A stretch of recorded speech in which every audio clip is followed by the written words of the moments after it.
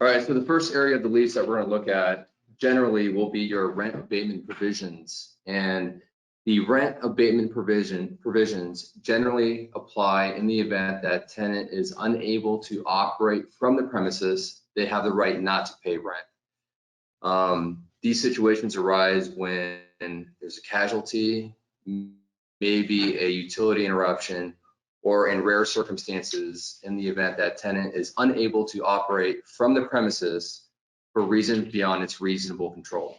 Very broad. This last one, which I'll call the general abatement right, is rare. Like Kent said, most restaurant operators probably are using a landlord forum lease, and this type of provision won't be found, or is very unlikely to be found, in a landlord lease. So again, the general abatement provision would be in the event tenant is unable to operate from the premises, they have the right to abate rent. I know that a lot of restaurants are operating takeout and delivery and may not be entirely not operating from the premises. So this type of provision, if you did have it in your lease, would have to be a proportionate abatement of rent to the degree in which you're not using your premises. This would be your strongest argument if you had this provision in your lease, but again, it's unlikely. The abatement provisions that do apply are in the event of a casualty.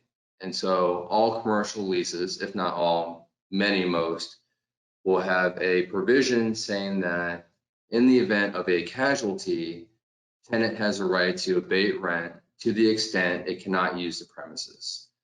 So a good example of a casualty would be a fire. If a fire occurred and burned down the premises, or the restaurant in this case, tenant would have the right to abate rent to the extent that it was unable to use the premises.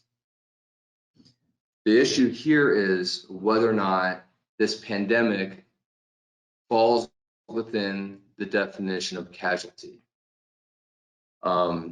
There is some case law to suggest that casualty doesn't need to be physical loss, but rather the type of loss of use caused by this pandemic.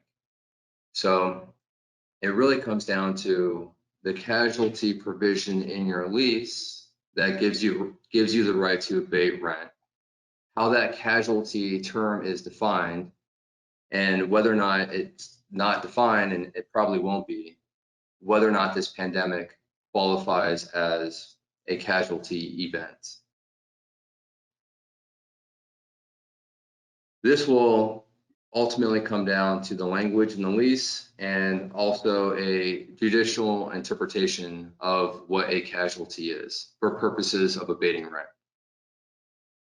Anthony, any quick questions on that you see?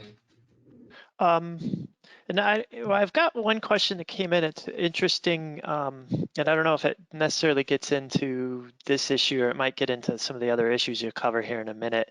But for a restaurant operator, you know, they're in this unique situation where most businesses have been forced to close, but restaurants can stay open for takeout or delivery purposes. So the question is, do you think we will get more rent relief if we close completely as opposed to staying open for to-go only?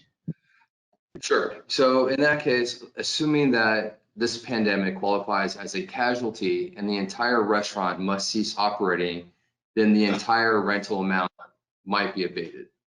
In the event that only the dine-in portion of the restaurant, let's say that consists of 70% of the restaurant, is closed and this pandemic qualifies as a casualty, then 70% of the rent would be abated. So it's based on, a lot of times, the degree in which the use of the restaurant can't be used.